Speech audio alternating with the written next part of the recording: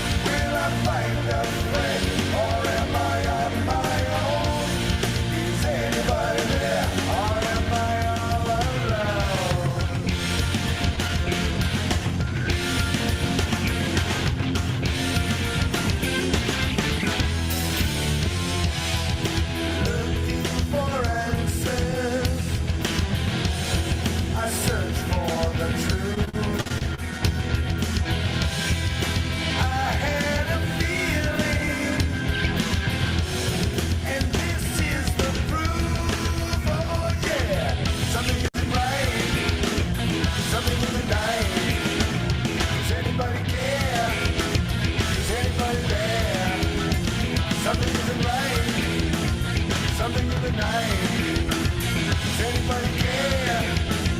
Is anybody there?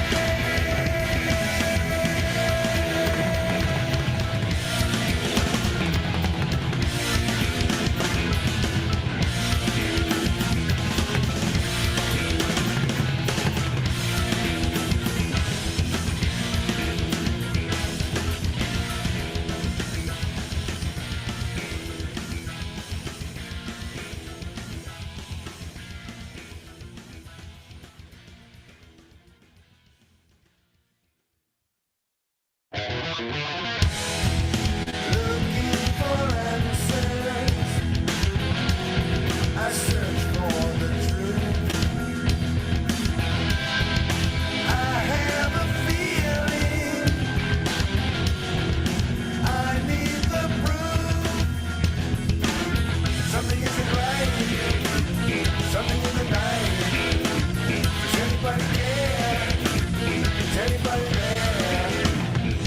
Different melodies ring out in the night. They're singing that something's not right. What can I do to stop this song? It plays for me, it must be wrong. Something isn't right. Something in the night. Does anybody care? Is anybody there? Do we walk alone without a hand to hold? The room is dark and the floor is cold. Will I find a friend or am I on my own? Is anybody there or am I all alone?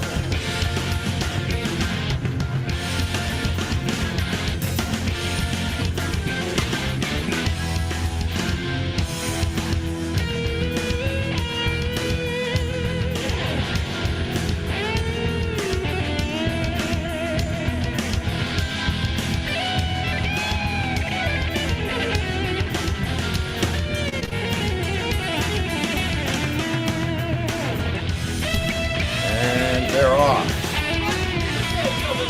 Yes. Way off. Way off. Way off in the distance. Okay, so that was the hospital song. That Oh, was. That there was he is. about his fake heart attack. my false heart attack. Yep. $35,000 gas pain. And at the perfect time in my life. Anyway, Well, here we are again, folks. Now Friday all night, right, you get your Friday night you'll get to hear your freedom gonna get your song. freedom this Friday, kids. Gonna get it for sure. So, if you don't like drummer geek talk, tonight's show might not be for you. Oh, I think No, I'm Scott talks kidding. about other things besides. Yeah, it's me that doesn't talk about other things. Well, I'll make Get another sure drum like a that- Labrador. I'll make sure to chime in about that. Oh, okay. I Wow. would like to thank Gail Oh. for the delicious red velvet cake and bluebell ice cream. You know, we're outside ranching. Oh yeah, Teeter. Me and and Teeter. Steve, yep. Me and Teeter out there Chainsawing. slinging logs. And these guys pull Stop up. haired motherfucker. Do I look like my fucking name is Teeter? Peter. Peter? Wow. Yeah, you do look like it's Teeter. Oh, We God. watched her. Oh, we domestic watched that tutor on the reel, way- man. She is just. Yesterday in the car on the phone when we were at a lake. Yep. Yeah, we did. And she's still funny. She's still funny. She's great. And if you ever watch that show, what is it? Yellowstone. She is Michael Landon's daughter In real life. in real life. Yeah. Not nephew. Not in the show. So, let's see. What's relevant? That song, My Hospital. You know, I tell you what, that record, I read something very nice yesterday. Just a random post from Mark Hit from years ago. And he talked about us writing together and the stuff that we did and the touring that we did. Because we did a lot of stuff together after That was Rat actually Race. today. Was it today? Yeah. Felt like yesterday. The stuff I was reading to you? Yeah, is that what it was? Yeah, that was Okay, today. okay. We thought we were ranching. That Wow, was did like you feel that yesterday, buzz? too. Did you That feel feels the like buzz? It was 2 days ago. Well, because after you're done with that crazy shit, you pass out and then you like wake up and start a whole new day. Okay, it was this morning. Anyway, I would have to agree. The best. I mean, I've written a lot of stuff over the years and in a lot of different situations and with a lot of people, but the stuff that we did for that Torque record was so focused and so. It was a record. I don't know about Mark, but I had to make that record because I felt like that was missing from my life. You know, I mean, I've been on records, but I wanted to make that record, and I had wanted to make that record. When I say that record, that music. Yes. You know, I wanted to play. That to me that's my sweet spot. That's my place where you get to play. You know, it doesn't sound like anything else. It's not. And when you write with Mark, it's never going to sound like anything else. But it was just it was a great time, and we socked away a lot of material, and we did some cool stuff, and anyway, props. Well, Pat Romano had posted your RRC sticker on his page. Uh-oh. And someone commented that was their favorite band, but they said that they did not feel like the single represented Rat Race Choir. And that's what you always said. Well, yeah, that was, you know, And if that's somebody why I buys think you that, did if somebody for it. gets that record and listens to that and thinks this is the pinnacle of what we Right. did, we were way off. I mean, well, I don't want to say that. I was way off track. Because I turned in half that record, you know, half that single. And for those of you those of you collectors, have you ever noticed that both sides are the A side? The So- A-hole side. No, they really are. I know. You know why, right? Because you're. Because nobody wanted to tell me. Nobody wanted to tell me that I was getting the B side. Really? Yeah. Ah, Don had a problem with B-sides. Yeah, that's another With the story. Who. So, yeah. Oh, it says Empress, so this must be a B side.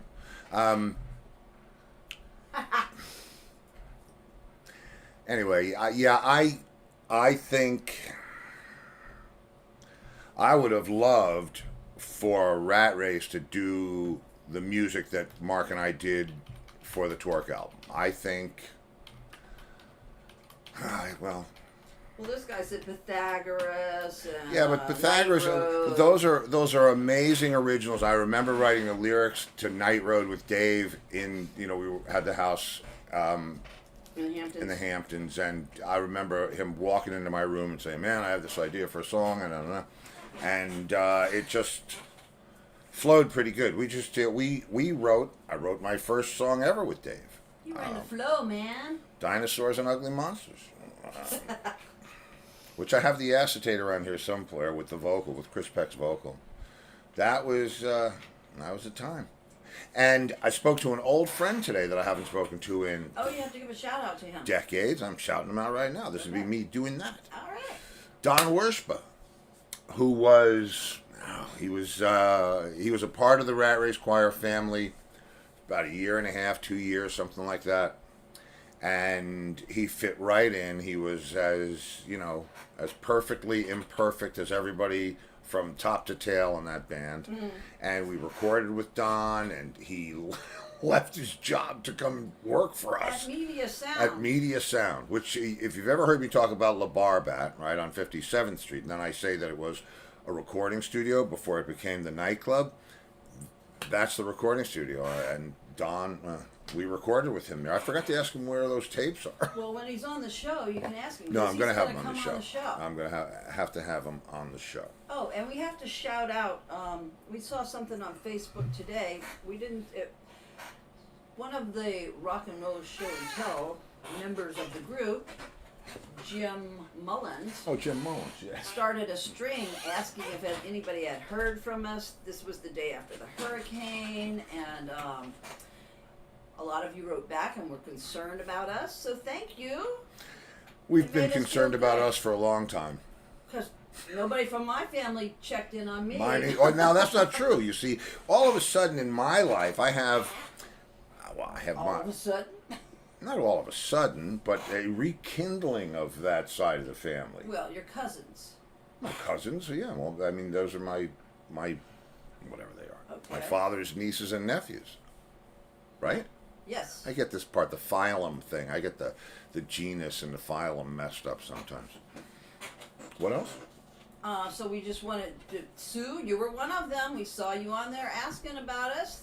Thank you. Yeah, for no, it's sharing. listen, and it's funny because I guess the way they cover it out in the world, if it's newsworthy, well, hell.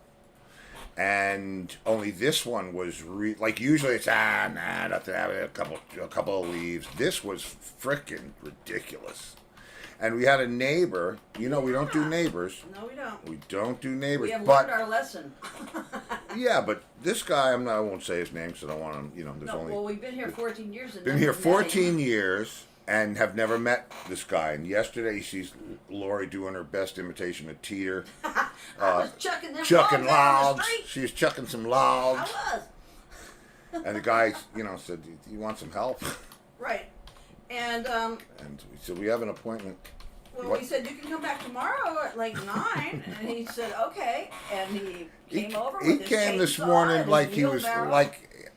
he came here this morning like he was working on a crew. And by 9:30, we were. By we were 9, like, well, I "Yes, had a label call at 10, and I had all kinds of stuff to do today. I'm trying to get this record. John, it was record. a rarities Record, is that what it is? Yes, it comes out on I've October 21st. I have radioactive hair law. What is that? I don't know. That's like Anyway, he showed up at 9 o'clock, and we went in at 9:30 and said, listen, we got to go in. Steve's got the record company, and we're like exhausted. We understand if you got to go. And he said, well, I just want to cut this one tree up. And we went, go ahead if you want. Yeah, We you were sort of- there go till ahead. 11:30, and I went out to check on him because it was like, are you okay? And he said, I'm enjoying myself. So it was like, come enjoy yourself tomorrow with us. yeah, dude. come have a good time So he's tomorrow. coming at 8:15, Oh, well, speaking and of it made a difference in our yard. yeah, So there's thank a you, yard there. Steve Hennon. Well, guess who's here? Please. Come on in. Oh, I'm gonna have to turn him up. There he is. How are you? I'm better than most, Hey, Scott. especially down here. No, I'm good, man. How you doing? I'm good and glad to know. Quick question, or statement. I hope you can see me okay. I'm in a car. I have crappy hearing, and I'm using the car speaker. Without that, I'd be straining to just use the phone while I'm on video. You're always You know, in the Laura, car. first, we hear you fine, and no one's ever complained about not being able to hear me, so. That's Okay, yeah. I mean, and as long as you're here and see me, I guess that's We can. that's part of it. Well, yeah, that's the two components to the show, sight and sound. Oh, and you already got a compliment from one of our Oh. regular viewers, Pat Romano. He said, Oh boy. I'd like to point out that I saw Scott in Double Vision a few weeks ago, and they really were incredible. I talked to Scott before the gig, and he, Chris, and the band are the nicest guys. Well, we know that. That's why we have them on all the time. Well, thank you, and I'd like to say the same about Pat. But before we get official, if you will, Yeah, I'd like when does that happen? Official. When do we get official? after my three comments, okay? Okay. Number one, I'm glad to know that Steve, of course, you, Lori, and Remy are well Thank in you. light of the storm that you just dealt with. I'd like to extend my condolences to both you and Lori regarding Mark Hitt, who I had mucho admiration for. He was phenomenal, and when I used to see you guys play, it used to just kick my ass, and I really looked up to you guys. So, Godspeed, and Lori, happy belated birthday in person, so to speak. I said it on Facebook, but now you're hearing it directly from me. And other than that, I'm ready to go. We're official. Cool. Okay, so we're I official. saw those Well, just today because FYI, the cake and ice cream just showed up today, so it's okay. Yeah. It's a Gail it's said a cake and it's a ice cream. gradual thing. I mean, we didn't get our internet back till yesterday. yeah, we just got back online yesterday. It's been And we had to ride around looking for a guy with a truck that looked like he might feel sorry for us. Well, the ice cream could have been a problem anyway if you don't have electricity, right? We have a generator, but that, you know, Oh, that's well, thank God for that. Mhm. yeah. And let me tell you what, we came down here in what, 2004? In 2004, and we had our first hurricane 13 days after we showed up. Knocked out the power. Well, we have no idea. I have no idea about anything, I right? think it was a Cat 5 too. Yeah, it was a nasty storm, right? And welcome to Florida, Steve. I thank you. It was. I was like, it was insane. And for the next one, Well, we lived right across from the river. yeah, we too. lived on the canals. We lived on. I'm sure Anyway, that house got flooded this time. oh, I don't want to go there. Anyway, so then we get a generator, right? And so we had a couple of storms where we at least were able to keep the refrigerator on. And we remembered when we finally got into this house that when we moved, and how long were we down here before we moved here? 4 We've years? been here 4 years, yeah. Okay, so we're here for 4 years. God knows how many blackouts, how many power outages in different places. And it was like 2 or 3 hurricanes ago, I finally realized, 5 years ago, Hurricane Irma. there you go. We have air conditioners That we brought from that New we York. brought from New York, and we could hook one of them up to the generator and air condition just one room in the house, and A like, window air conditioner. yeah, because you have central air down here. So now there's that. Yeah.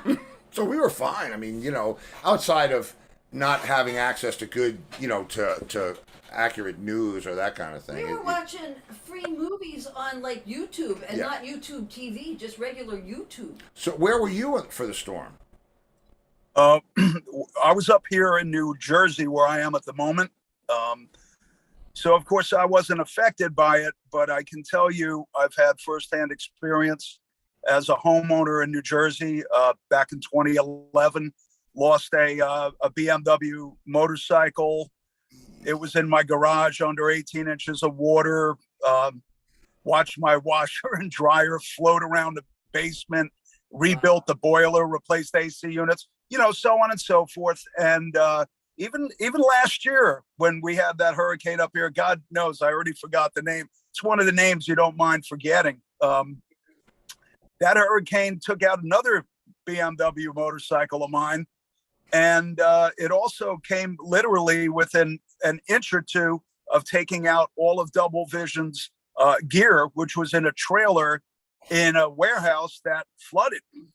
And I was in Florida and I could do nothing about it.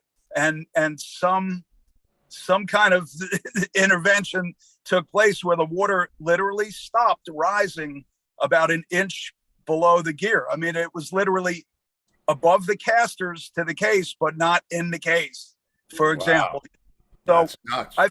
I feel fortunate about that, but man, those storms are terrible and they're brutal to clean up. And that's if you're lucky to have something to clean up. So my heart goes out to anyone who's down in Florida now. We are extremely lucky. Yeah. We have so much to clean up. No, believe me, I'm just kidding. I mean, you know, this thing's been crazy. I'm looking out over at the security monitor, and now there's a whole like wall of just limbs and Tree trunks, stalks, and it's crazy. yeah. Oh yeah, no, it's terrible. And when it happens up north, you get the much bigger, heavier trees coming down. Yeah. And I mean, they're a little more well rooted, but man, when they come down, it's brutal. I haven't been in Florida during a hurricane because lately I've been there mostly in the winter when we're out of the season. But I'm sure is probably usually seeing something more serious than the Northeast. Yeah, it was blowing 100-foot boats like on yeah, top of other shrimp boats. like you saw Forrest Gump, right? I mean, the boat that he was on, you saw those blown on top of other boats on top of a house. Like little toy How do boats. you do that? I mean, I don't want to know. But speaking of red drums, your kit, that kit is gorgeous, man. Oh, well, thank you, man. That's a great compliment from you. Well, yeah, because I am kind of a Finnish guy, you know. Okay. Not that Let I'm me. from Finland, but I'm but kind of a Scottish guy, not that I'm from Scotland. oh, where's my drum thing, man? Excellent. You see how it is. It's Yeah. like this. And we want to know It's, about that bus. Yeah, but I thanks want to so. know about the bus next. I want. Is that the kit that you're playing now? The red kit? Yeah, I've been using that kit with Double Vision for the past 2 years and change. I didn't start with it. They're 1975 and 1979 premieres. The bass drums are the elite drums. They're just birch, and the tom toms I got later, the same finish. They're what they call resonators, which you're probably familiar with. They have an inner shell, if you will, inside the drums. But here's a question for you. Okay. What is it that makes that did you use the word sexy? I'm not sure when you were describing the kit. No, The, no. I didn't say sexy, but it's, and I don't know that I would call it. It's just cool looking. You got to realize when I was a little kid, and when I finally realized what it was I was going to do, like all things I do, it was like ah. And so back then, in the 50s and 60s, late 50s, 60s, the only thing you could see was like catalogs. I used to go down to the music store and say, do you have the new drum catalogs? And they'd give me a freaking catalog. And I'd go home and look at all the finishes. And in the Slingerland catalog, it was the only set in the whole catalog with two kick drums, and it was green. It was the color green that yours is red, if you know what I mean. It was like yes. green, and it was like, man, would I have enough balls to play that? Because it was beautiful, and your kit, that cherry sparkle, is just great. It's so Actually, that kit is what they call polychromic red. It doesn't have sparkle. It may appear that way. It's a polychromic red wrap. And I haven't played wrap drums since I played Slingerlands back in the 70s and early 80s. I've usually been a lacquer guy, maybe lacquer over sparkle or, something like that. I don't tend to be turned on to natural finished drums. For me, I like paint, but with lacquer. But these drums, I acquired them in a few different ways. Like one bit I bought from a guy who couldn't sell them on Facebook forever. And, I waited till the price went like half. I bought one of the bass drums at a couple times. Then I bought another bass drum and some toms from a guy in Ohio who admitted to me that his neighbor was getting divorced and threw him out on the curb. Right. wow. And then the last bit, I found a guy on eBay a couple of years later who was advertising a small set, and lo and behold, I get to his house and he had like mega amounts of the drums, and I bought them all. So So you have now more than just that single one up, one down, and two kicks. yes, I have. Well, actually, yeah, I'm one up, two down now. I'm the only idiot in the world who has 4 18-inch Premier polychromic red floor toms. I could not find a 16 for the longest time. Now over the years, I finally got 2 16s, Wow. to kind of complete the rig. But what I did is I have like a 22s now, because my Double Vision kit's 24s, and I use one of the 22s when I'm doing a local gig. Occasionally, I keep a set where I stay, and that's all I have. I sold about 8 drum kits about 3 or 4 years ago, and I stopped hoarding drums. Yeah, it was funny He because needs to do the same. oh, you know what she's talking about? He does. He's got drums stacked up in that studio that he's That- never going to play again. Does this But sound they're like part of. life? But your drums were part of your history, and in a way, I'm sad I don't have my drums that I had back in the 70s or 80s. And Steve's fortunate that he does. I think that's awesome. Well, I'll tell you the section Sorry. she's talking Sorry. about. I have my Fibes kit. That's the only one like it in the world that I played from 72, maybe 73 until whenever. It was the Rat Race Choir kit. Then I got Remo gold kit, which I just donated to the Byrne Davis Art Center for their studio. It was the kit that I did the first 2 tours with Entwistle with. But then when I went back out with him, I had the Grovers made. So she's complaining about that one too, because they're all like massive, stupid, way too many drums and he's got one kit set up. Okay, I understand that, but the rest are like stacked on top of each other, like little Christmas trees. That's the Fives kit. That was like our first Christmas tree. It was our first Christmas tree. I don't know if it's. It was the blue set. What, Scott? I don't know if it's fair for me to say this to butt in, but the drums aren't asking for food. No, they're not. That's right. They're not. Yeah. But As long as you have where you go.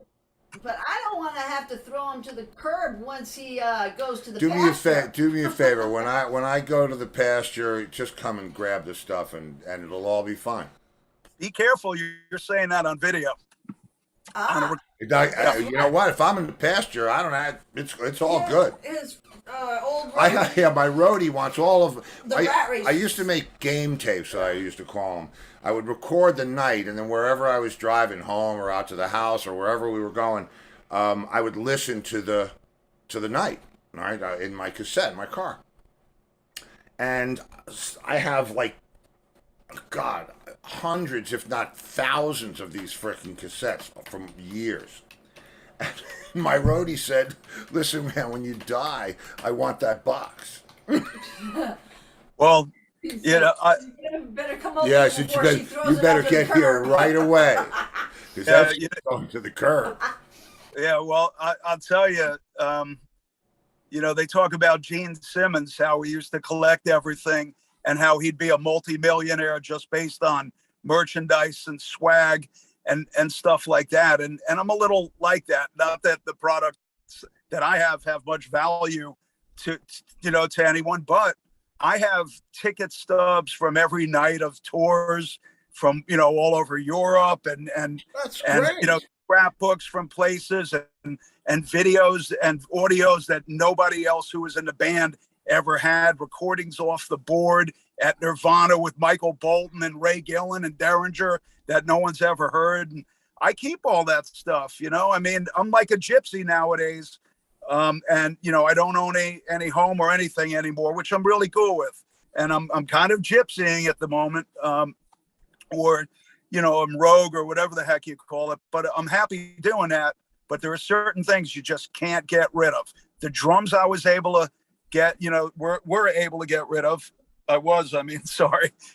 And but ticket stubs and videos and photographs, and you just can't do it. And I don't have kids, so my shit's gonna go in the wheelie bin too.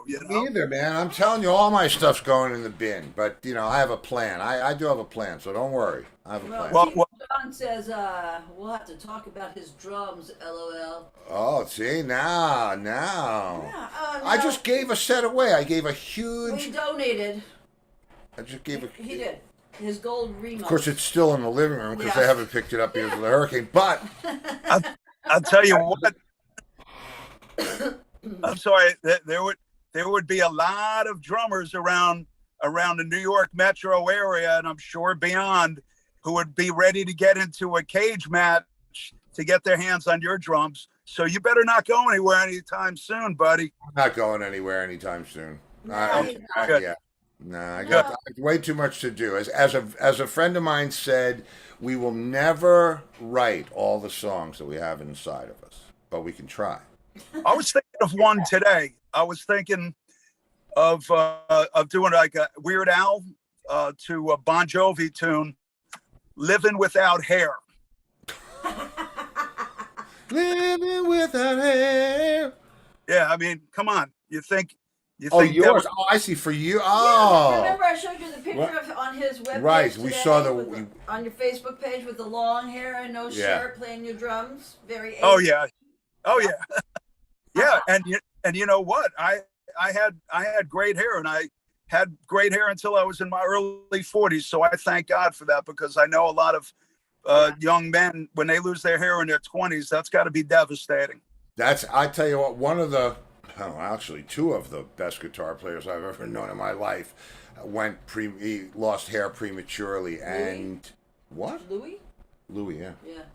Um, But now people are shaving off their hair. Well, now there's all kinds of stuff you can do, and who cares? It's not really about that anymore. I don't think. Well, I mean, for me, I can't wait. I can't wait to get to my guy to get my frickin'. This is like I can't deal with this. It's Thursday.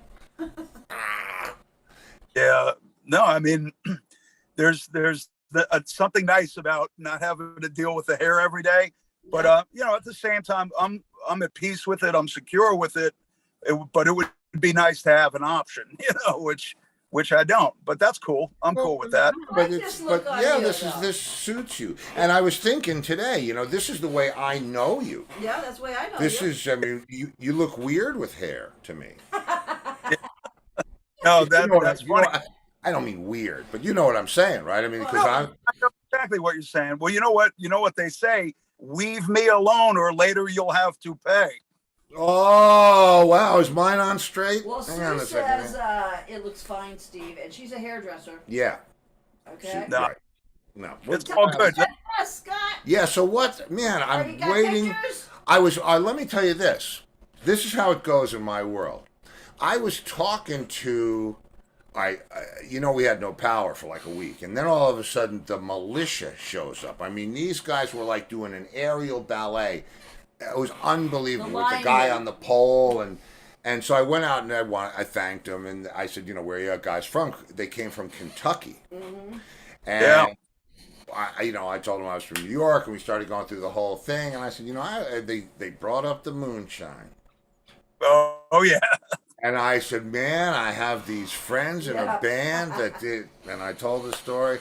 It's funny. It was. They got all excited. Yeah, they were like, "Ooh!" He said, "Yeah, you drink that, you better not have anything else to do." Well, all I can say is, you know, I knew when to stop with drugs, but I've tried some drugs. I've experimented. You know, I'm going to admit it, and some drinking. You know, but never where it controlled me. I've never ever in my life had a better buzz or high or whatever you want to call it than this moonshine.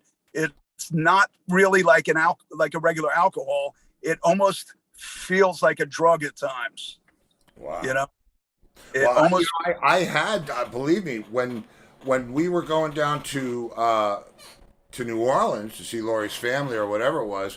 One time we went down there and they said they have drive-up daiquiri stores. Yeah. Drive up like Carvel, but with for booze. And they had this one thing that was made with Everclear, which is Shine. Oh. And it was in, you know, like picture 20 Slurpee machines with all different color ice going around, and there's the brown one. That's like Italian ice, right? Gotta be, right? Yeah. Give me a big it's one a little decadent down there, though, you know, compared to most places. I was unconscious so freaking fast. Car and going and getting another one. Horrible. It was freaking. I was like, man, what did you do? Well, you know, I like to say you pace yourself before you disgrace yourself. You know, so that's very good. I'll remember that one. Yeah. No, that's it. That one I like, and that is for me. However, with the Shine, you know, I had a couple of experiences where I hit it a little too hard and too fast, and all is good, and then all of a sudden you could speak, but you can't see, you know, and it's really weird. And I don't mean like in a dangerous way, you know. I mean, I'm still all there, and and whatnot, but I don't know how to explain it. It's just really, really special, and I don't get excited over too many things, of course, other than coming on your show. There we go. Well, see, now that's the best drug of all. That's right. That's right, man. But you know what? It's always a great time when we have a chance to talk, whether it be on video, on the phone, or whatever. And I'm really glad we met, man. You're as great a drummer as you are. I mean, you're equally just great to talk to and as a human being, and I appreciate you, man, and Laurie too. Oh, That I'm not a great drummer. that makes well, I can do a paradiddle. yeah, she. I'll tell you what, and thank you for that because that's those things from your peers. When guys that you have respect for as musicians, when they shine it back on you, that's better than that's the best. When you're admired or respected or acknowledged by your peers, man, that and right back at you, bro. I mean, I hear you playing. You're the real deal. You can't just go up there and do that and live it and have it be real and reach people. You need that. You need that in your DNA. And I mean, it's kind of like finding others of my kind. You know what I mean? Guys out there that get it. It's a compulsion. I don't feel right unless I've played or whatever. And now, as the years go on, that's waning a little bit. I don't have to play every frickin' day. But there was a time, and probably when I was in the height of the music thing, when it was just, if I had a day off, I was like skitsy because I wanted to play. It's like that 12-year-old kid that first finds out about sex. It's like, hello? Hi, is Mary home? No, exactly. No, that's a true story, And I'll tell you what, I bumped into someone who Kevin Hupp. Oh, great player, Kevin. Oh, Oh. We had him on the show. And no, I know. And I hadn't seen Kevin since the early '90s. And would you believe he pops into Daryl's house when we played there a few weeks ago, and he's like, "Hey, Scott," and I said, "Holy, you know what I mean? What a pleasant surprise!" And he paid me a really nice compliment, about the way the show felt and the drumming felt and stuff, and that meant so much to me. I mean, I'm pretty humble, and people say nice things to you when you're playing out, oh, your band's great, you're amazing, this, that, but when you hear that from someone like you or someone like Kevin, it definitely carries a little, some weight, and Kevin, he opened some doors for me at the jams in New York, like at Nirvana and at the China Club.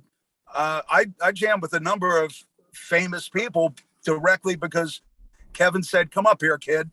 And I was about 23 years old, and he gave me a shot, and that just tells you a lot about his heart, and Yeah, I mean, we used to jam at the China Club, and he was always ready to pass the chair off to somebody. He was always a very generous guy, an excellent player, not somebody, not a gunslinger out to prove anything to anybody, but really an in the pocket, very, very precise and grooving guy.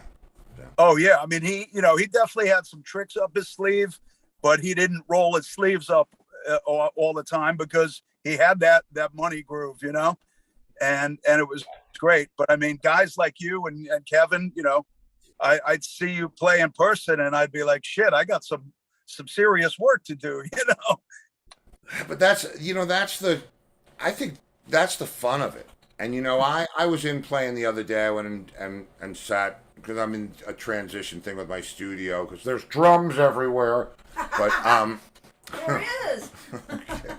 But I went in to play, and it's become a different thing now for me. It's evolved into, I don't know. The touch is different. I mean, I don't play any different. But I don't know, it comes from a very, very balanced place. It's really neat. I mean, I'm not playing the loudest drums, those are somewhere else and Been there, in done the that. house, in their cases. But, I have the D drums now, and those are the first wooden shells. We were talking about shells.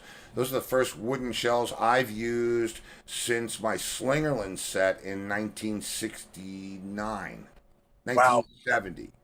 It was all fiberglass, fibes, all fiberglass.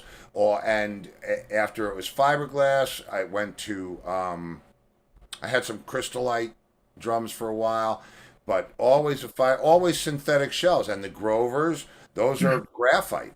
So when I found this, we were out at NAMM releasing the Entwistle bass. I did a commemorative bass with Dean, and Elliot, the guy who did own Dean, said, we'll jam, let's jam. So me and Mark went and we played with him, and I'm playing this D drum set, and it's not the D drums that everybody remembers from yesteryear, those cheesy electronic drums. These things are like, they're slamming, and this snare drum is like so holy shit. I said, look, can I play this snare drum? And they said to me, yeah, there's the soundproof room, go in there and knock yourself out. I'm in there playing 3-4 hours on this thing, and I fell in love with it. I said, I got to have these. Yeah. And they built me a gorgeous set, and I love it, love it, love it. And it's Didn't Mark get a Dean guitar? Yeah, Yeah. yeah. Mark had quite a few Deans. Yeah. Because he that Flying V that they built him was amazing. But I love these things, and they're perfect for me now. They wouldn't have worked for me in another situation, but they play really nice, and it's. But we go through changes like that. I mean, most of my professional career, I was using 2 S's. Thanks, Tommy Aldridge. I can thank him for that, because he definitely was in my head. And about 8 years ago, I went extremely in a different direction. I went to like 7. I don't even know what you'd call it. Like not even a 7B, like a jazz stick.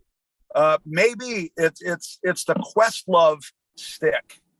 It's a signature Questlove stick, and it has a rubberized grip on it, which I kind of would like to get away from, because they're a little rough on your hands. But I just felt like, getting a little older, and, I already was hitting pretty hard, and I'm swinging these like baseball bats all the time.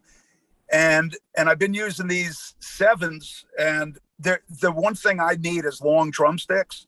My drumsticks have to be longer than a 16-inch floor tom. I like almost 17s, yeah. Like a 17, and if I sit in on someone's kit these days and have to use their sticks, I feel like a freaking alligator.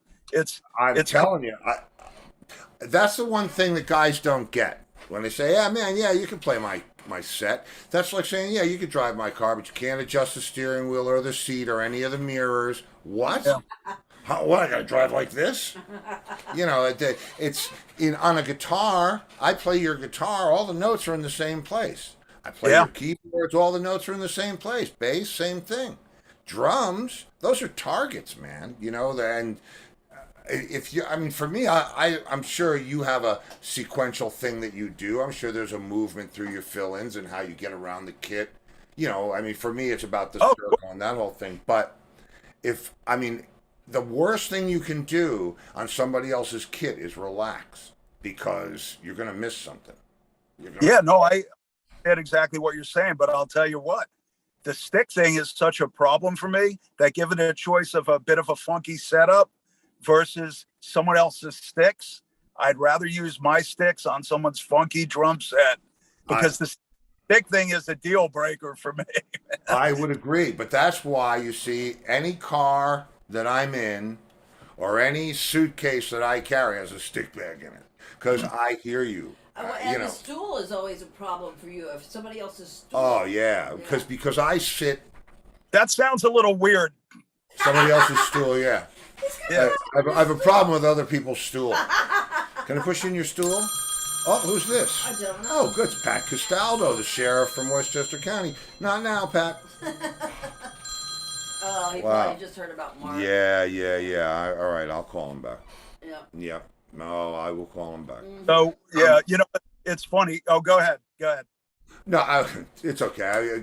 It's the stick thing. That's just, I hear you. And I love my sticks. I've been playing these sticks for 40 years, and it's just, when you find something. But you played big sticks in the beginning. Oh, shit. And gave himself tendonitis. Okay, I don't know if I told you the story about why I hit as hard as I hit. But I'm listening to Jimi Hendrix, and I'm hearing that this guy uses two Marshall stacks in the studio. I can't wrap my head around that because I've never, I haven't been to that place yet. And I'm thinking, how the hell do they hear the drummer? He must be playing so fucking hard to get over two Marshall stacks. And then if you hear the stuff that Mitch Mitchell's doing, the guy's like all over the kit. So for me, I'm saying, how do I get to play that fast and be that loud? How does he do that? And I went out and did everything that I could to play harder and faster and louder. And I got those 2S or 3S parade sticks and gave myself tendonitis in both wrists. Oh, I can. Wrists were like, ah. That's So, the worst oh. when you cramp up. I mean, well, tendonitis is worse than that. Man, back in 1994, yeah, I'm sure you've been there, man. What's his name? There's a guy. Do you know Paul Pesco? Yeah. Yeah. A Okay. little. Little bit. All right, so get a load of this. I'm talking to Paul, right? Who I didn't really, we weren't super close, but he was very nice to me when I met him. And I'm telling him how I had tendonitis and tinnitus, and then he says, Yeah. but did you have last nightus Or tomorrow nightus. or tomorrow nightus? That's my problem. I have tomorrow nightus. Yeah, well, I'll tell you, back in 94, I was shooting a video with this group Warrior Soul that I was with, and I was doing a repetitive motion on a floor tom that was taped and muted, and I was beating the shit out of the drum because, I didn't want to look like I was tossing salads because that's not the way I play. So by the end of the day, my arm was burning, and I went to Beth Israel, and the doctor over there, she said to me, you have tendonitis. I said, what can I do? She said, you can put your arm in a sling and rest it for a few months. I said, that's cute. I'm going on a 7-week European tour in 3 days. So I played this whole tour, and my fingers were going numb, and my hand was just falling asleep, my right hand. And about 3 years later, I'm talking to a surgeon from the New York Giants who examined me, and he said, you had a torn muscle in your forearm, and unless they dealt with it that day, there's nothing you could do about it. So she misdiagnosed me, and since then I've played, I've had a torn muscle that's a little out of place, it looks a little like Popeye, my forearm, and on occasion I'll get that numbness in my fingers, and it took away a little bit of those fast 16th notes, even writing, sometimes you want to just drop the pen after a while, Well, what happened to me, and it happened to my left hand first, and you play match grip, right? Yes. Play like this because I play conventional grip.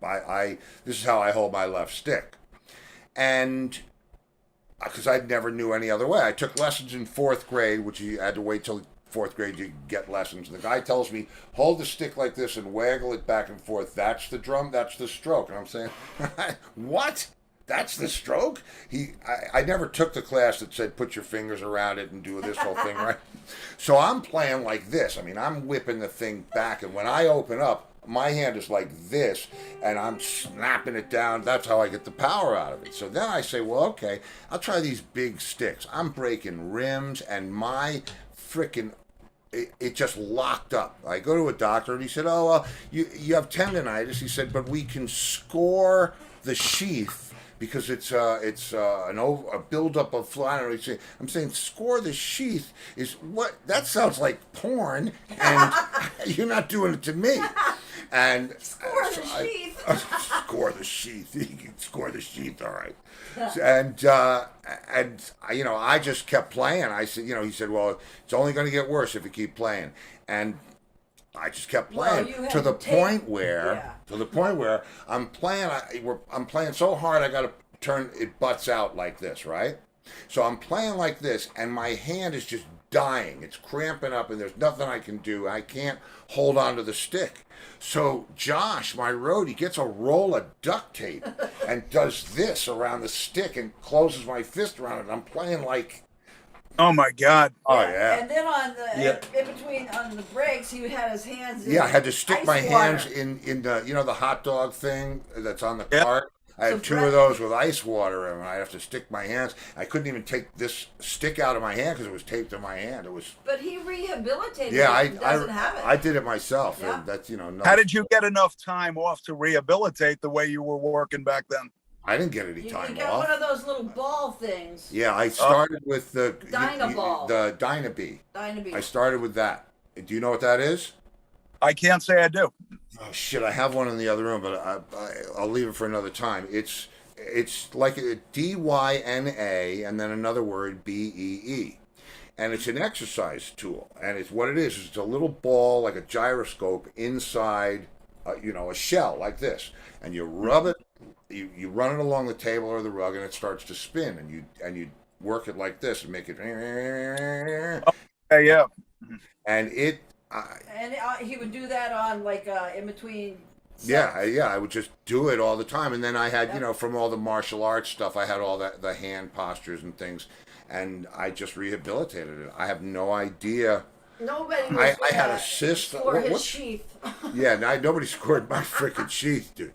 I had a cyst, a ganglion. Isn't a cyst rabbi on me. supposed to do that?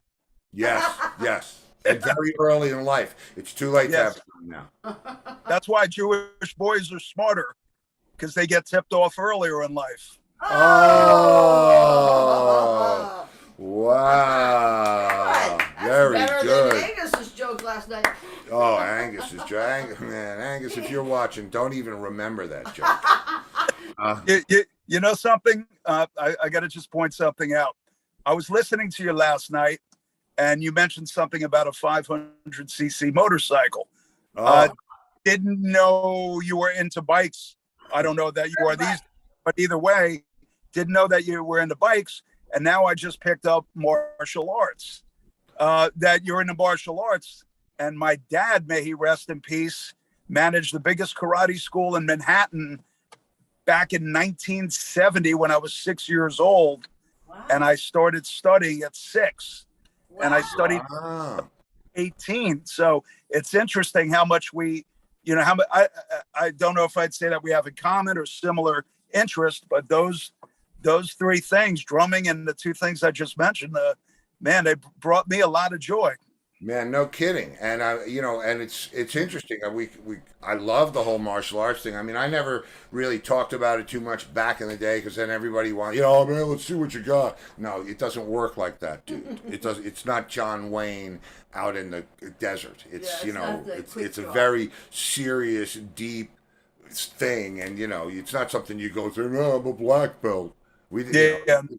It's just not for that. I mean, now, I don't think anybody's looking to pick a fight with me. But, it's probably better for them if they don't. But because I still remember how. But I mean, it's not. I'm very proud of all that. I joined an organization called the Gosu Way of the Republic of China, and there were only 230 people from the United States that were allowed to join it, and it's a Chinese federation. It's nothing to do with like Xing nuclear guy or any of that shit. It's about the preservation of the original martial arts, and it says that your martial arts are pure, that what you learned is the real classical stuff, that you're. So it's cool. I love it, and it changed my drumming.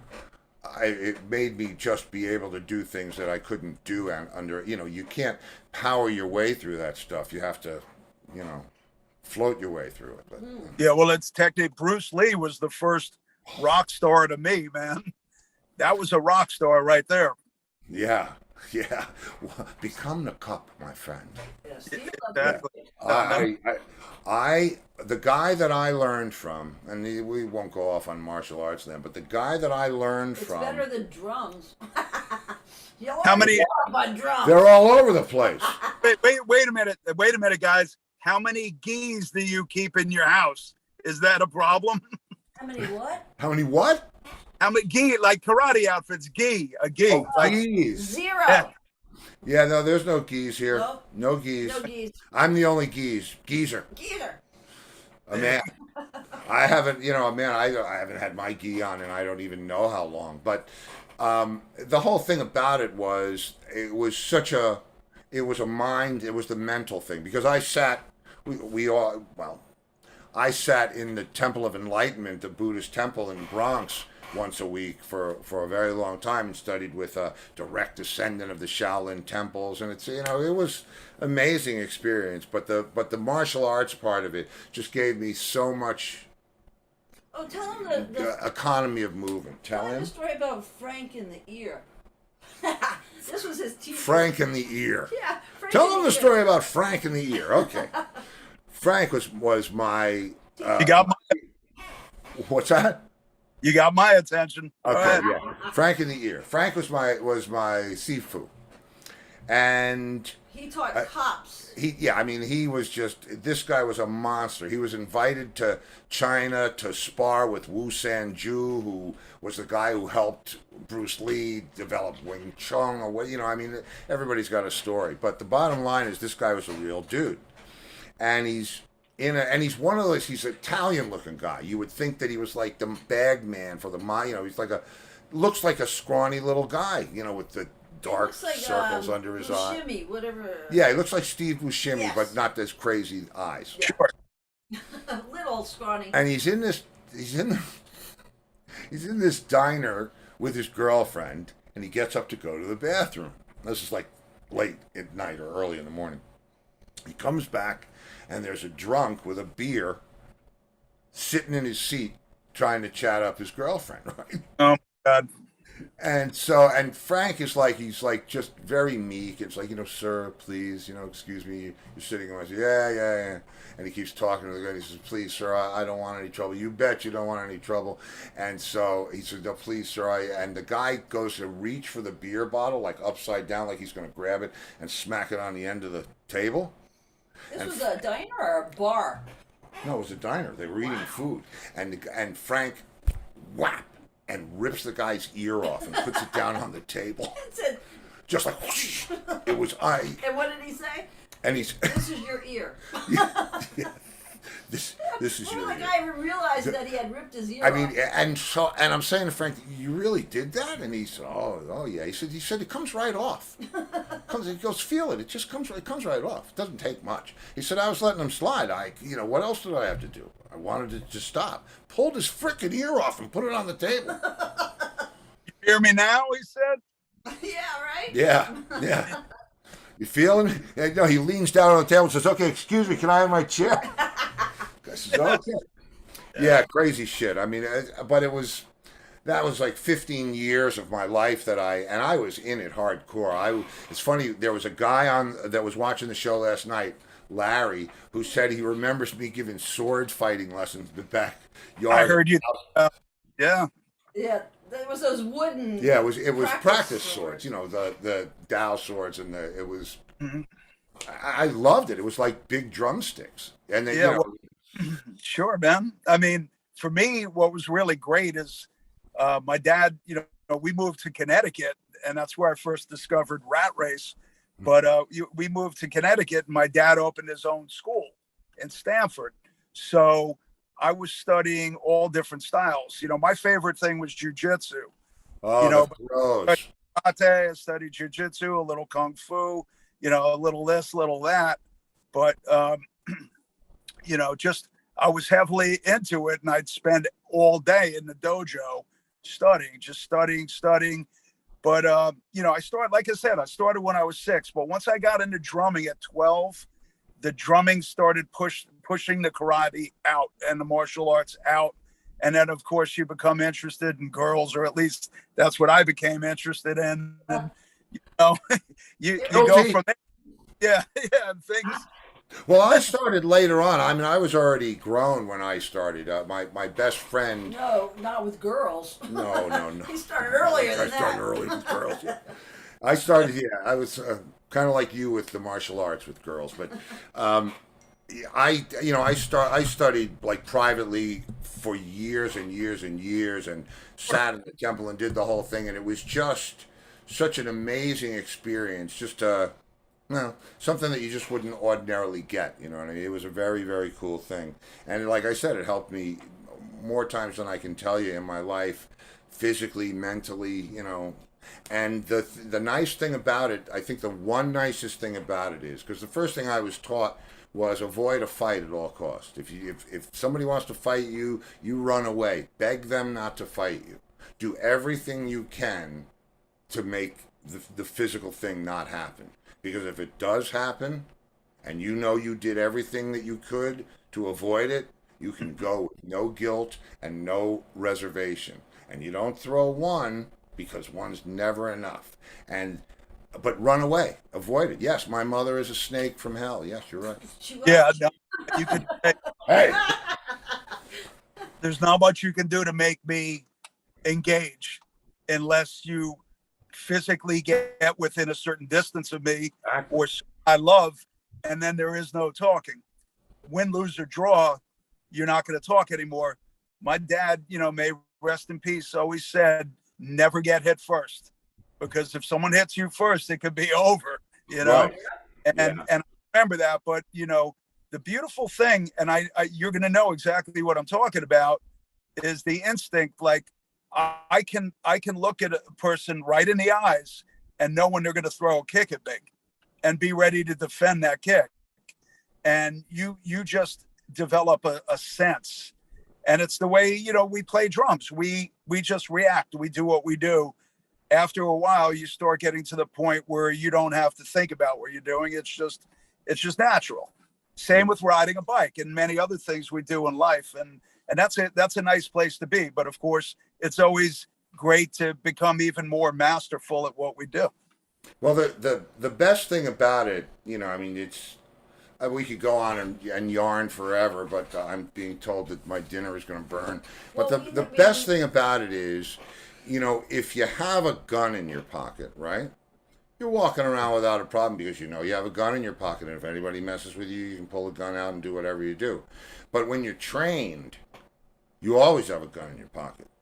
And you don't really want anybody, you're not going to say, hey man, you're sure you want to fight me? I'm a Chinese master of song and dance. You don't tell anybody that. The mafia doesn't say, hey, we're going to whack you. No, bang, you're gone. So, Yeah, exactly. and I'll tell you what, I don't like the violence of it all, but Okay. I like it on a set of drums. Here she comes. It's 8:00. So let's And you hear wanna about rock? the bus and let's hear Yes. about Double Vision. Yes, give us I Okay. need the 411 on the bus. The abridged version. Okay, so we, well, you're aware, we bought a bus. We got a 39-foot, what they call a pusher bus, meaning a rear engine diesel with a flat nose. And, the whole purpose of the bus was so we could be more comfortable than traveling around in a 15-passenger van. And took the bus, and I'm the person who went out and found it and, works on it because I enjoy doing it. And I, want everybody in the band to be comfortable and content and happy. And I put 8 bunks in it, and I put in 6 seats up front with 2 nice tables that have, the set-in cup holders and all that stuff. And I'm working on the back shortly. I'm going to be building more of a party lounge, like if somebody wants to hang out, Party. whenever Yeah. they're sleeping, have a drink or something. They're going to be able to shut the door. It's going to be a nice big, like 7-foot wide couch in the back, and maybe a couple of screens so they could watch All a you movie need. It's all or you something. need. I'm 7 just trying. feet will do it. I'm trying to pimp the ride so we can all be comfortable. I We taught need pictures. We need pictures of this. I need to see the handiwork. Yes. they will be forthcoming. I am not quite there yet. I built the bunks using a pallet rack. One of my dearest friends has a big warehouse, and he gave me a lot of pallet rack, which is the shelving they use in the warehouses. Oh, I know what it is. Yeah. Yeah, no, forgive me for those who may not know who are listening. Right. And I cut it down to size. I had to, make it a little narrower, and I built the beds using that stuff. And then I'm going to face all of it in wood, so it looks very warm and natural. But they're Wow. strong as hell. I mean, you shake these bunks, the whole bus, was rocking. Meaning that sounds a little weird, actually.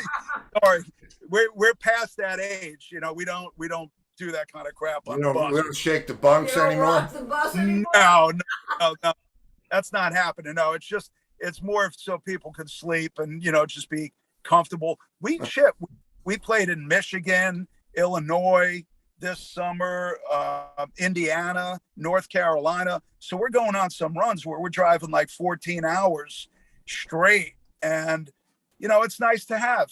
Sitting in a van, to me, sucks. You can't really stretch your legs, and you can't stand up. And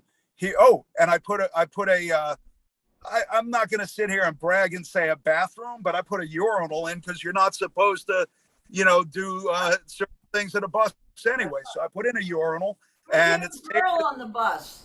I'm sorry. What if there is a girl on the bus? Well, there's not supposed to be. Woman Haters Club. We don't sit on urinals. Yeah, then you have to bring an adapter of some sort.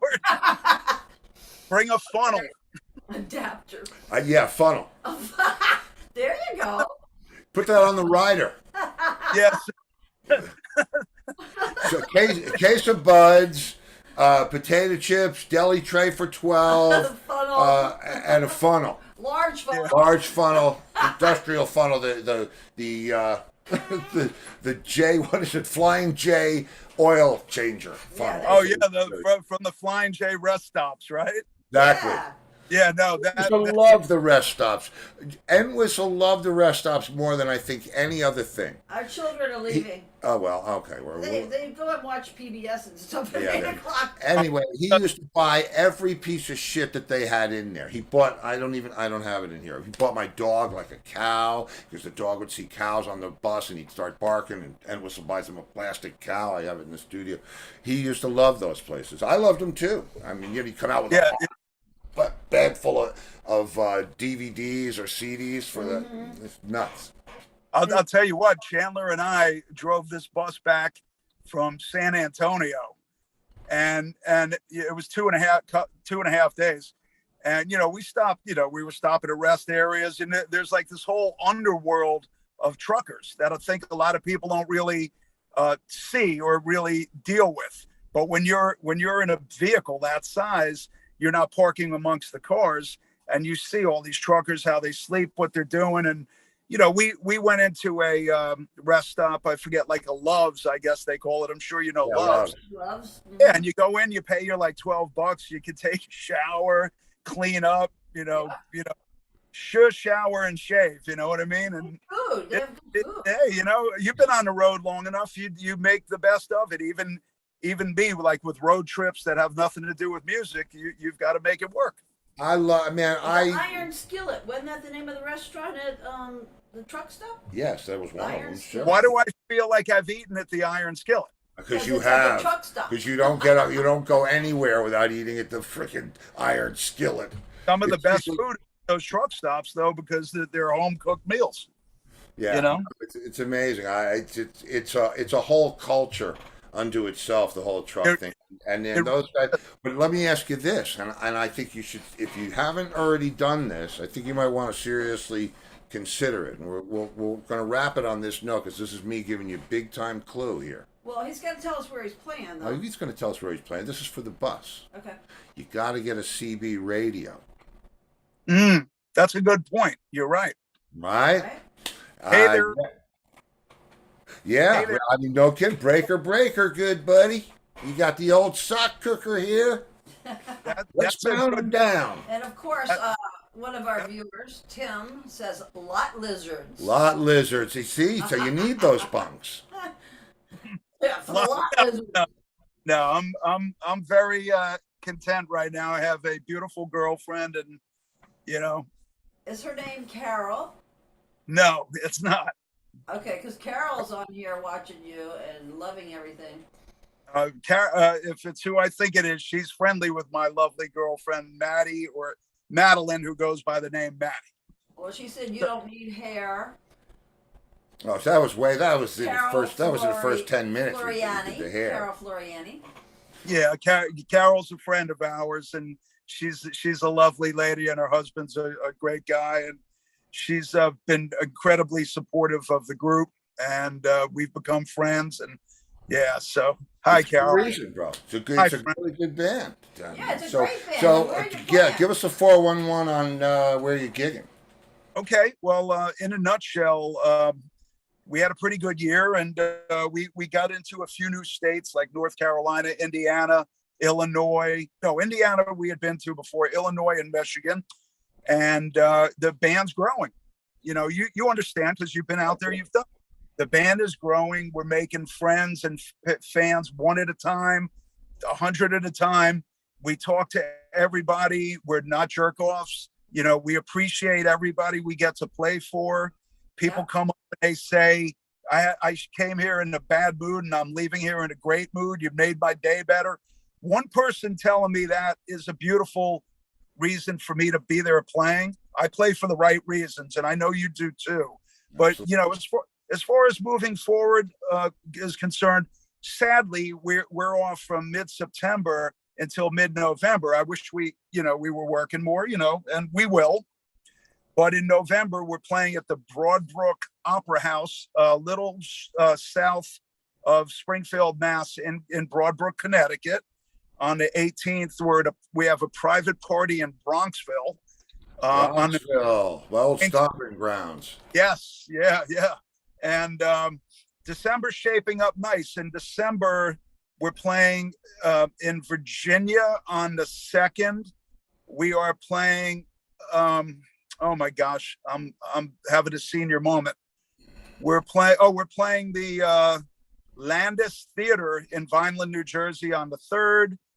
We are at Penn's Peak on the 10th of December, which is I'm so thrilled to be in there. I mean, Foreigner and ZZ Top and Nugent play there. So, if we can Great, get in a Foreigner tribute, we're doing something right. And on the 16th, we're having our homecoming, and that will be at this gorgeous new Carteret, New Jersey Performing Arts Center. We're playing along with a Journey tribute that's opening up the show separate ways. And a lot of people say, you guys got to come home and play. And man, these people better show up, or I'm going to be looking. They will, and you'll have to come on the show for that, because we'll promote the show. We'll promote. You're going to have some time. Let's figure out how to promote these things and get you out there.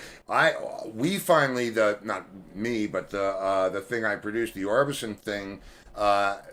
We're starting to get gigs down here for next year, so that's yeah, it's good. It's crazy how it goes, man. I mean, it's crazy how it goes. I've been into a whole bunch of new projects. I've got I have the record that's about to come out, and I have to work on the second volume of that, and then I have this other just amazing stuff. Is when it rains, it pours, and I'm closing my umbrella because I want to get wet. But now. I hear you, man. Let me ask, before I let you go, let me ask you the most important question of the night. What's your handle, good buddy? I'm not sure about that yet. I have to think about that one. Think about that. Steve had a CB. All the I have. listen to what idiots we were. This is idiots. We make a ton of money. We all go out and buy sports cars. And we all want to drive our car to the gig. So all 4 of us are driving in separate cars, but we have CB radios so we can talk back and forth. That was before cell phones. Yeah, no, of course. That's great, man. I meant to say before. Magic machine. We were talking about the old days. I bought a car from a good friend of mine back in the early 80s. It had a beer tap on the dashboard with a line running to the trunk, and he had CO2 in the trunk, so you could put a keg in the trunk and get beer out of the tap on the dash, and then the windshield washer bottle was full of vodka. Oh. So he'd pull it before he sold it to me. He'd pull up to a lot, and we'd have a party. And the police, I mean, you didn't even think about that, DWI and police, and things were so different, man. Yeah, it was That different, was but creative of yeah, him. that was good. See, now the car stuff that I did, the two stupid things that I did is I wired in 4 sets of headphones so that we could all ride around listening to the 8 track. And the other thing that I did, which was a little cruel and uncaring, because you mentioned the windshield washers. I turned the windshield washers on my car so they squirted sideways. And we would pull up to somebody and say, "Excuse me, can you tell me how to get to Fong's House of Wit?" And they'd be there, and we'd be going, That's "What?" great. Uh, Not yet. It's not the time for that anymore. that But that's great. I want to say one more quick thing, and I apologize. no, man, go ahead. In January, above and beyond a gig that we have at this beautiful Riviera Theater in North Tonawanda, New York, between Buffalo and Niagara Falls, we got our first gig coming up in January. We're doing a cruise, Princess Cruise, and like they're calling it an '80s cruise. Us and a couple other bands, and we're sailing out of Fort Lauderdale to the Bahamas, and we're doing that for 4 days. And in 4 days, we have to do 2 45-minute shows one day, and that's it. Wow. So that makes me happy. We're definitely breaking new ground, and things are going well. So thanks for asking. Awesome, God, man, that's awesome, Yeah. bro. And like I said, You let's, guys deserve it. yeah, you really do deserve it. You guys have been working hard. I mean, I've watched you guys now for over a year and seen, it's amazing. And you have a great agent. You have a great camaraderie. Everybody in the band is cool. And you have a tour bus, and you're going to get a CB radio. And your band kicks ass. Yeah, and the band absolutely does. Above and Well, beyond, the band does. And you guys kick ass too. And I'm sad that we've got to go, because I always feel like I'm just sitting at the dinner table with great old friends, man. You guys are so much fun to chat with and whatnot. And I love to talk. You love to talk, and we got stuff to talk about. So I feel like we're here alone, and I have to remind myself, be careful that don't use too many bad words, and don't be inappropriate.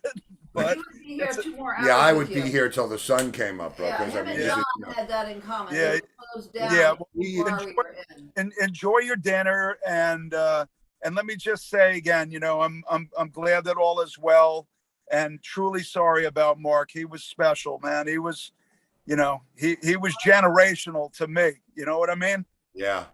A different level, and I don't think I need to say anything about that. You know exactly what I mean. No, it's the truth, man. I mean, it's very much like that hand in glove thing. When we were working together, no matter what we were doing, it was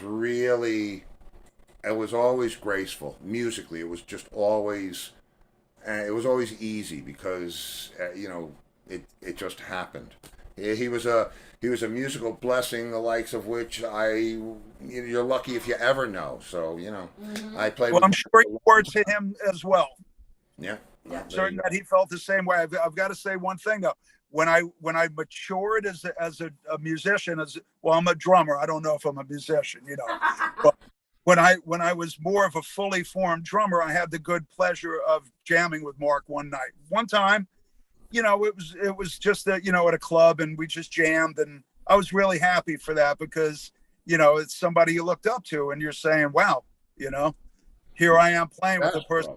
It kind of makes you feel, yeah, exactly. It makes you feel like you kind of arrived, Absolutely. Well, Mark, I'll tell you what, Mark never was a gunslinger that way. He was always there, especially in a jam situation with other guys. He wanted everybody to be their best. It wasn't cutting heads like, ooh, here you go, watch Kinda like this. Entwistle. He was, it was very much like Entwistle, Yeah. just very natural about it, and just did what he did. And like I said, I mean, I don't think there's a single musician in my life that I played with longer than I played with Mark. Not even Dave, or not even Larry, That's not true. any of them. Yeah. Not Entwistle. Entwistle was 15 years. Mark was 45 plus years.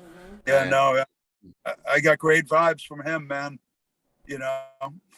he was, he had an amazing gift, and loved to share it. So So listen, we'll leave it on the somewhat bittersweet note, but listen, he's playing with some good cats now, so Yeah.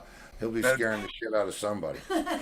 I have no doubt about it. No doubt about All right, well, listen, Remember, yeah, Fridays, free for yeah, all Friday, man, come in. I mean, it's not the one-on-one hang, and we can do this again. We can pick up. I mean, Yeah, we we should can when have, he's playing New Jersey.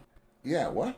When he's playing New Jersey. Yeah, when you do Jersey, we'll do a follow up a couple weeks ahead of time and try to get the word, because we have a lot of people, Jersey people that that watch the show, and that we shout them out, man, get them coming to hear some good music. Yeah. Yeah, no, definitely. It's funny. I feel like New York and New Jersey audiences tend to be a little jaded, or people just in general. It feels like you go out to the Midwest, the people seem a little hungrier. I hate to say that. I'm a native New Yorker, but Well, it's I mean, you got to realize too that it's well, I don't want to say that now, because music is accessible anywhere, and I'm sure they get great shows out there. But you got to realize, when you're locked up at home, no matter where you are for 2 years, you're going to be accessible. And well, New Yorkers may be a little okay, but out there in the Midwest, no, we're not hiding our smile. We're glad to see you. Yeah. So I hear you. Well, enjoy your dinner, and thanks, bro. had a wonderful time. Thank you both for another great visit. Thank you for being here. Like I said, we'll follow. We have to do the tour bus edition. Yeah, So we when wanna you're see ready, pictures. we got to get the preparation, because I really want people to understand what life on a tour bus is like. And I have see a your ton. handiwork. Yeah, I want. Yeah, it's because it's a very romantic thing, and I will tell you that the best part, and I'll let you go after this. The best part about the hurricane was the generator, because it sounded like I was on the bus. I used to sleep better on the bus than I did on my day off at the hotel. Amen, Yeah, man. So many musicians say that. It's You get used to that diesel and that little bit of vibration or motion or whatever the heck it is, and I swear to you, I slept better. I know. Believe me, I know. Well, I know. We'll do the bus a day. Okay, well, you let me know when you're ready, and anytime. I can't wait to talk to you again. But we should connect later in the week anyway about some other stuff. So, I would like. So be well and enjoy dinner, and thank you. All right, brother. You yourself. you. Say hello to Stay the boys, happy. and yeah, stay safe and hit them hard. And I'll see you soon. Okay, take care. Bye, guys. Take care. And here we go. Whoop.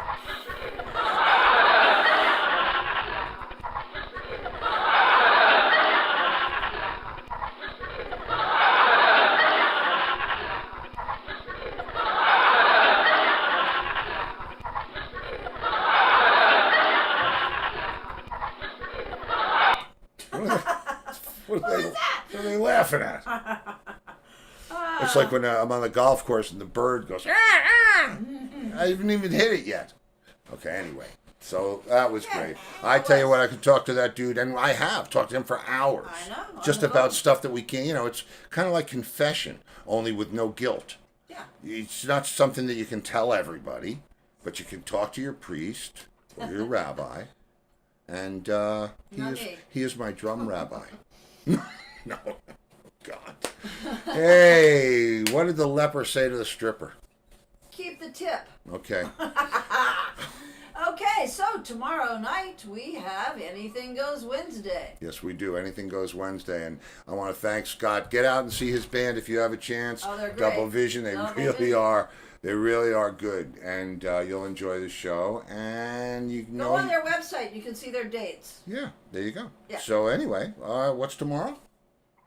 Anything Goes Wednesday. And if I don't see you in the future, I'll see you in the pasture. Good night, everybody. Take care, kids. Ooh. Oh, creaky chair.